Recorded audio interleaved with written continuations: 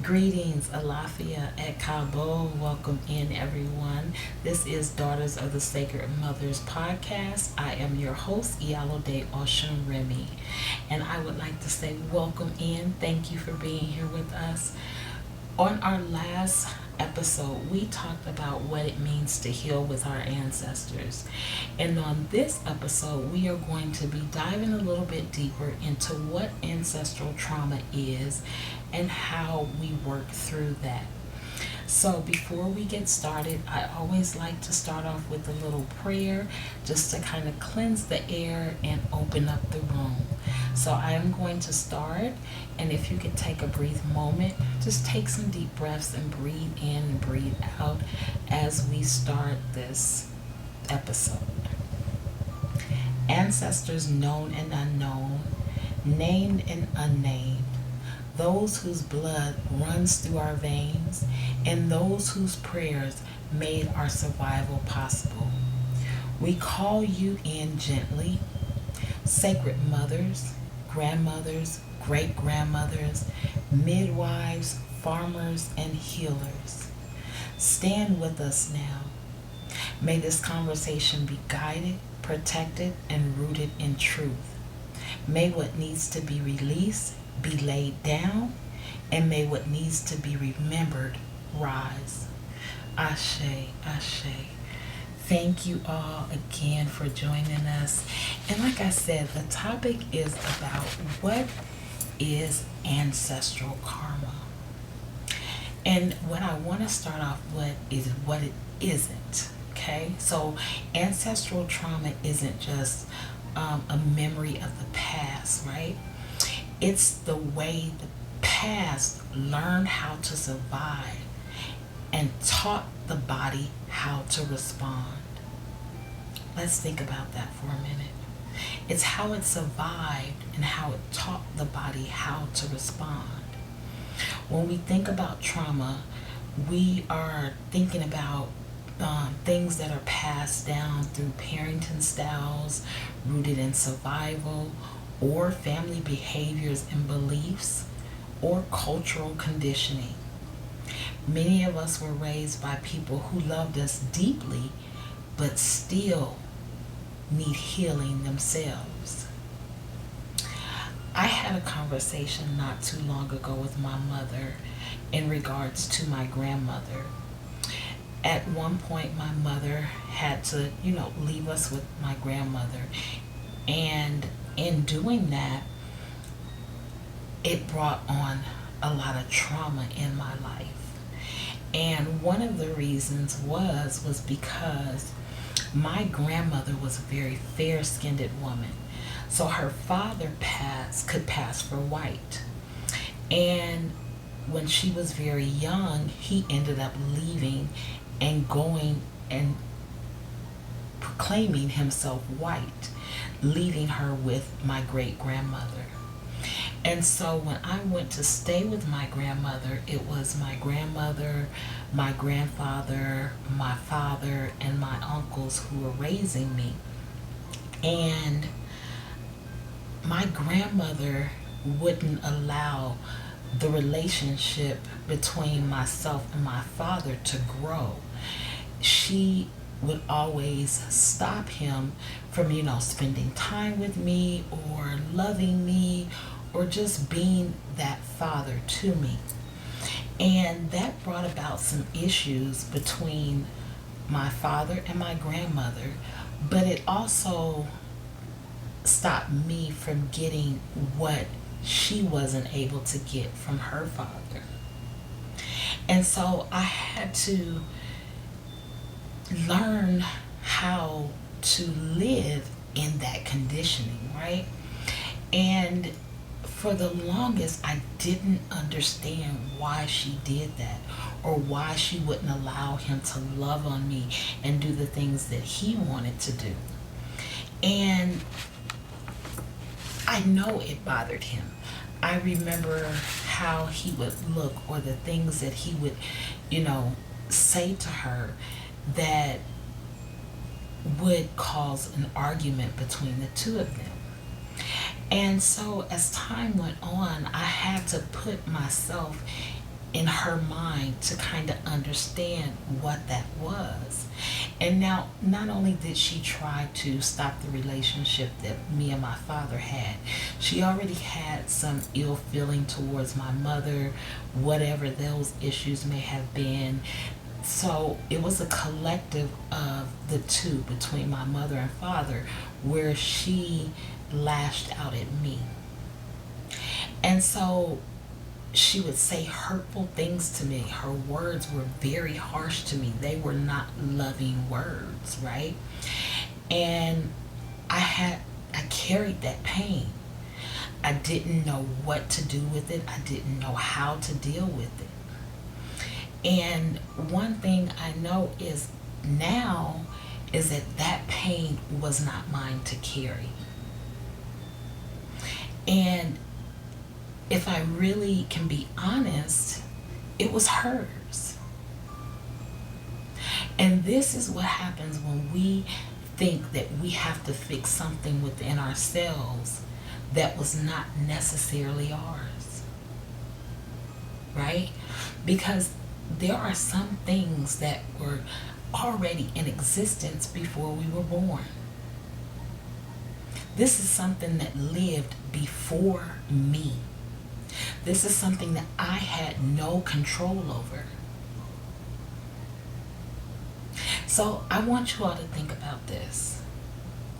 What messages did you inherit about safety, about love, about money, rest, or worth? Your worth. Because for the longest time, I didn't think I was worthy of love. I didn't think I was worthy of being safe and protected and having a clear mind to think. I just thought I had to fix something inside of me. That's what I thought for the longest. If I did that, then I would be worthy of love instead of just being who I was naturally born to be.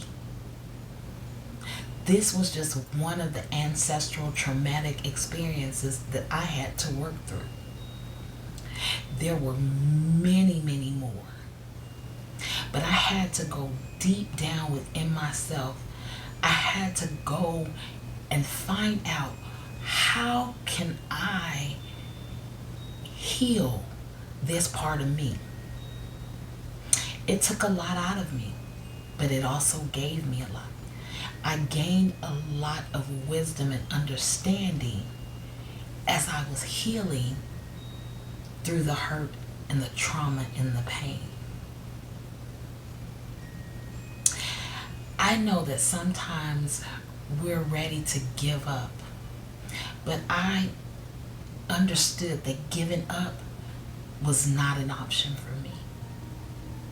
Because sometimes we give up right before the breakthrough.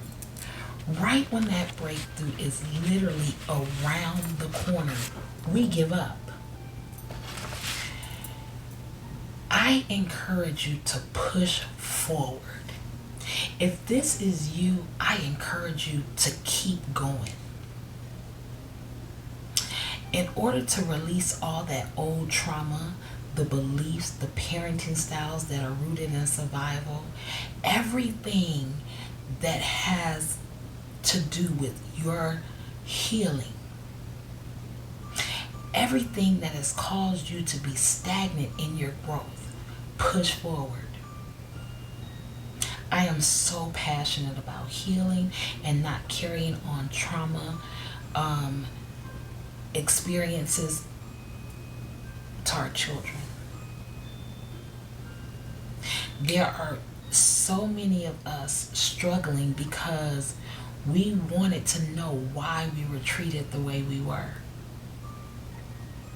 We may never get the answer from them as to why. But what we can do, and what I know is possible, is that we are responsible for our own healing. We are responsible for doing what's best for us. And what's best for us is healing.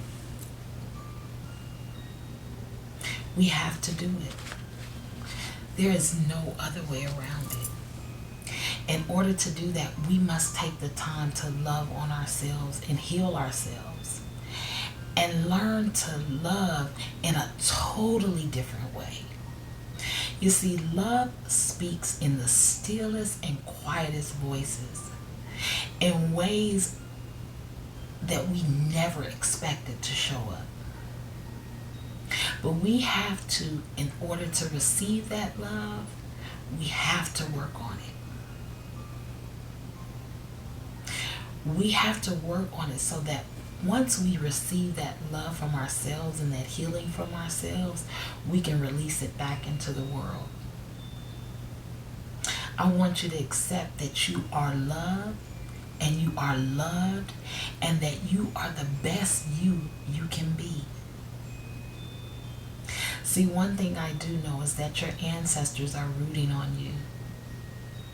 And they're there to help you heal and grow. They're on the other side.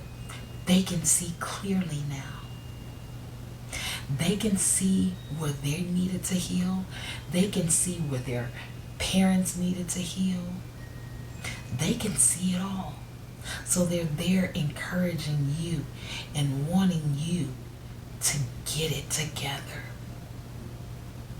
You see, wisdom comes in still small moments. And if we can sit long enough to gain the wisdom and get an understanding and gain the knowledge and then apply it, oh my gosh, what better lives we will have. We'll be better women. We'll be better wives. We'll be better mothers and sisters and friends. But most of all, you'll be a better you. You'll be able to love and experience love in ways that you never have before. So I encourage you to dig deep. Find out what stopped you from being your true self. I've been a mentor for a while for young girls, and a lot of times I have to tell them, because they're in either foster homes or group homes, and they felt as if their mother didn't love them.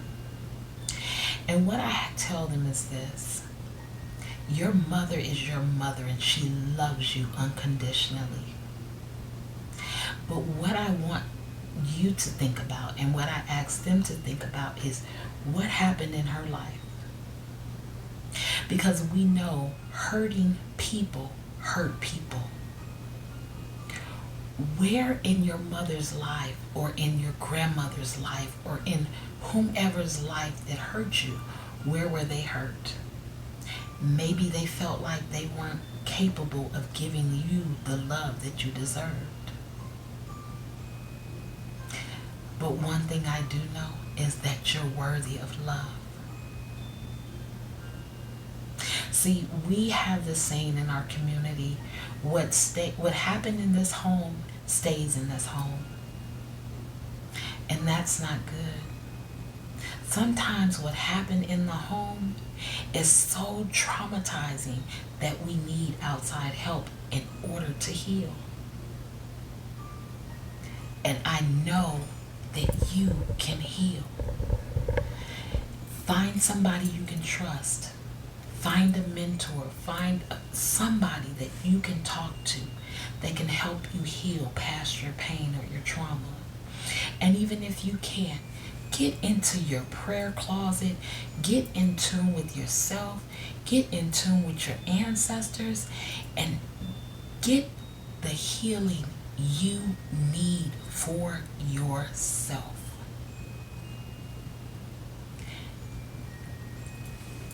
I know you can do it.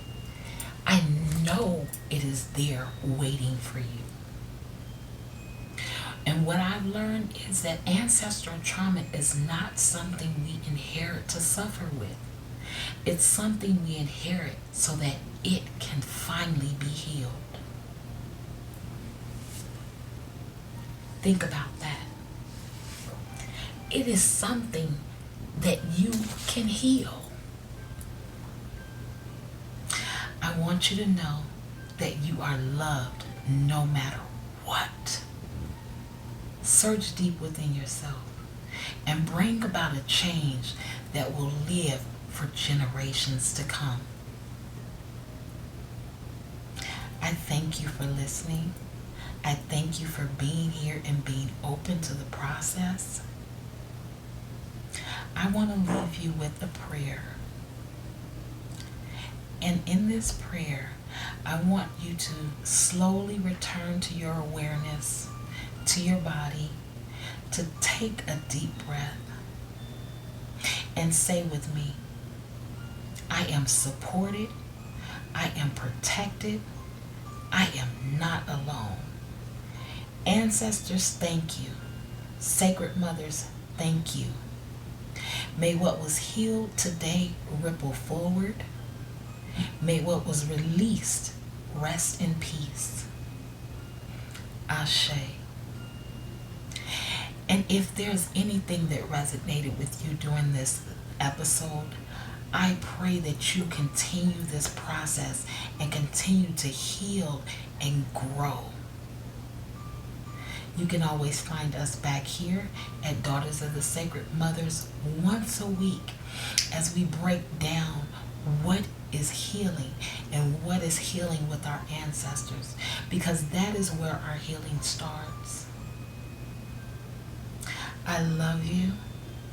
Have an amazing life.